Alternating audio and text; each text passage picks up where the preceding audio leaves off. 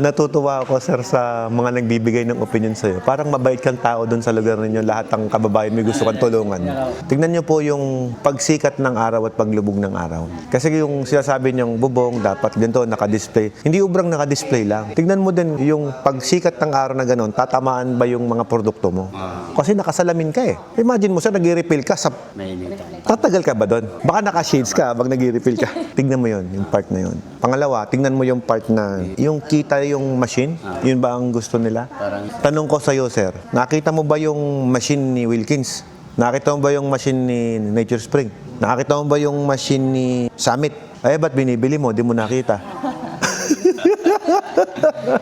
Kaya nga sabi ko sa'yo, invest to the packaging, invest to your marketing, invest to your deliveries. Yung machine, yes, maganda yung machine ko, magandang iyabang, maganda rin naman kasi yung produkto. Pero ang totoo niyan po, kahit hindi mo ipakita yan, yung lasa pa rin po, siya po ang magsasabi